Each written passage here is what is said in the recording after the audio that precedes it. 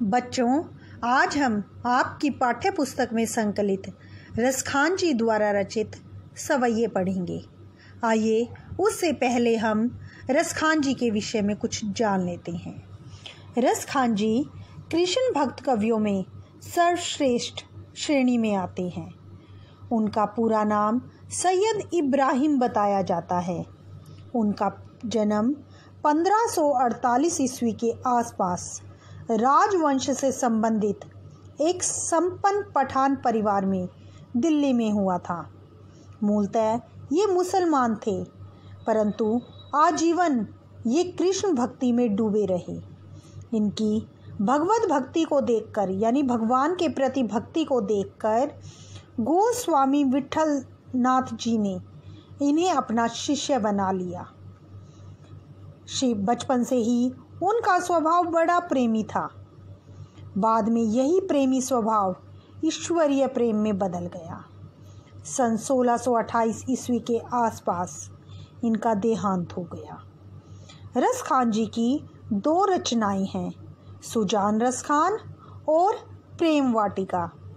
प्रेम वाटिका में प्रेम विषयक दोहे हैं और सुजान रसखान में कृष्ण प्रेम पर कवित और सवैये हैं। रसखान रचनावली में उनकी रचनाओं का संग्रह किया गया है। इन्होंने ब्रज भाषा का प्रयोग किया है। जितने भी कृष्ण भक्त कवि थे उन्होंने ब्रज भाषा का प्रयोग किया है। और जैसे कि इस कविता का नाम दिया गया है सवैये, जो सवैया है वो एक छंद है। जैसे दोहा छंद होता है, छंद में मात्राएं गिनी जाती हैं कि एक लाइन में कितने अक्षर प्रयुक्त हुए हैं। रसखान अपनी सुमधुर, सरल और सरल भाषा के लिए विख्यात हैं। उनकी भाषा में कहीं भी आडंबर नहीं है। निश्चय ही रसखान रस की खान है। उनके प्रत्येक सवैये ने रस घोल दिया है। मानुष हो तो वही रस खानी, बसऊ ब्रज गोकुल गांव के गवारन। जो पशु हो तो कहाँ बस मेरो, चरो नित नंद की धेनु मंझारन। रसखान ब्रज भूमि के प्रति अनुराग प्रकट करते हुए कहते हैं कि यदि मैं अगले जन्म में मनुष्य बनूं तो गोकुल गांव के ग्वालों के बीच में ही रहूं। यदि मैं पशु बनूं तो चाहता हूँ कि गाय बनकर रोज़, नित का मतलब होता है रोज़, नंद बाबा की, धेनु गायों के मंझारन बीच में, तो चाहता हूँ कि गाय बनकर रोज़ नंद बाबा की गायों के बीच में ब्रज भूमि पर विचरण करूँ। पाहन हो तो वही गिरी को, जो कियो हरि छत्र पुरंदर धारण। यदि मैं पत्थर बनूं, पाहन का अर्थ होता है पत्थर, तो मैं उसी पर्वत का पत्थर बनूं जिसे इंद्र के कोप से ब्रजवासियों को बचाने के लिए श्री कृष्ण ने अपनी उंगली पर धारण किया था, हरि छत्र के रूप में। जो खग हों, यदि मैं पक्षी बनूं तो बसेरो करो मिली कालंदी कूल कदम्ब की डारन। यदि मैं पक्षी बनूं तो यमुना नदी के तट पर, कालिंदी का अर्थ है यमुना के तट पर कदम्ब की डालों के बीच में अपना बसेरा बनाऊं।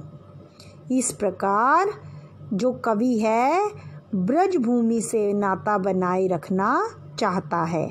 चलिए बच्चों, अब हम इस सवैये से संबंधित प्रश्नोत्तर करेंगे। सबसे पहले हमारे सामने प्रश्न बनकर आएगा कि मनुष्य का जन्म मिलने पर रसखान ने क्या इच्छा की है। तो हमारा उत्तर होगा कि रसखान श्री कृष्ण के अनन्य भक्त हैं। वे अगर अगले जन्म में मनुष्य बनते हैं तो वे चाहते हैं कि उनका जन्म गोकुल के गांव में हो, वे गोकुल गांव में जन्म लेना चाहते हैं। दूसरा प्रश्न, पशु बनने की स्थिति में कवि क्या चाहता है? कवि चाहता है कि यदि वह अगले जन्म में पशु बने तो गाय बने और नंद बाबा की गायों के बीच में चरे। तीसरा प्रश्न, गोवर्धन पर्वत को कृष्ण ने अपनी उंगली पर क्यों उठाया? उत्तर होगा, इंद्र को बहुत क्रोध आ रहा था, यानी बहुत तेज वर्षा हो रही थी और ब्रजवासियों को बचाने के लिए कृष्ण ने गोवर्धन पर्वत उठाया। चौथा प्रश्न, रसखान खग बनकर कहाँ बसेरा करना चाहते हैं? तो हमारा उत्तर होगा, रसखान पक्षी के रूप में यमुना तट पर खड़े कदम के पेड़ों की डाल पर अपना बसेरा करना चाहते हैं। या लकुटी अरु कामरिया पर राज तीहूपुर को तजी डारो, आठों सिद्धि नवों निधि के सुख, नंद की गाय चराई बिसारो।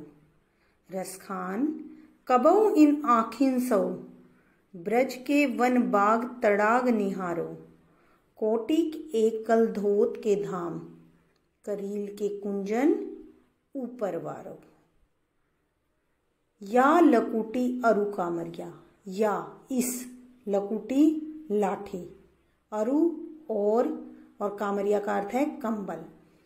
रसखान जी कहते हैं कि श्री कृष्ण की लाठी और कंबल के लिए राज तीहूपुर को तजी डारो। तीहूपुर यानी तीनों नगरों का, कि मैं तीनों लोकों का राज्य न्योछावर करने के लिए तैयार हूँ। तीन लोक कौन कौन से हैं? पाताल लोक, भूलोक और स्वर्गलोक। तीनों लोकों का सुख जो कवि है वो त्यागने को तैयार है। आठों सिद्धि नवों निधि के सुख, नंद की गाय चराई बिसारो। कवि कहता है कि नंद की गायों को चराने के बदले में मैं संसार की आठों सिद्धियों और कुबेर की 9 निधियों के सुख को भी त्याग दूंगा। रसखान जी श्री कृष्ण के अनन्य भक्त हैं। रसखान कबौ इन आखिन सो, ब्रज के वन बाग तड़ाग निहारो। रसखान जी कहते हैं कि कब मैं अपनी इन आँखों से ब्रज के वन बाग और तालाबों को देख सकूंगा। उनमें श्री कृष्ण की यादें समाई हुई हैं, इसलिए कवि ब्रज के वन बाग और तालाब निहारना चाहता है। कोटिक एकल धोत के धाम, करील के कुंजन ऊपर वारो। कोटिक यानी करोड़ों, कल धोत के धाम यानी सोने के महल, करोड़ों सोने के महल, करील के कुंजन ऊपर वारो, कंटीली झाड़ियों के लिए त्यागने को तैयार हैं। बच्चों, हमने यह सवैया पढ़ा और अब हम इससे संबंधित प्रश्नोत्तर करेंगे जो कि बहुत महत्वपूर्ण होंगे। चलिए, अब हमारे सामने पहला प्रश्न इस सवैये में से निकल कर आता है कि कवि किस पर तीनों लोक न्यौछावर करने को तैयार है। और हमारा उत्तर होगा कि कवि श्री कृष्ण की लाठी और कंबल पर तीनों लोकों का राज न्यौछावर करने को तैयार है। जो रसखान जी हैं वो श्री कृष्ण के अनन्य भक्त हैं, इसलिए उन्हें श्री कृष्ण की हर चीज से लगाव है। दूसरा प्रश्न, कवि करील के कुंजों पर क्या न्यौछावर करने को तैयार हैं? तो उत्तर होगा, रसखान ब्रज भूमि के करील कुंजों पर, करील कुंजों यानी कंटीली झाड़ियों पर सोने के करोड़ों महल न्यौछावर कर देना चाहते हैं। तीसरा प्रश्न, रसखान को ब्रजभूमि से लगाव क्यों है? तो उत्तर है, रसखान जी श्री कृष्ण के अनन्य भक्त हैं।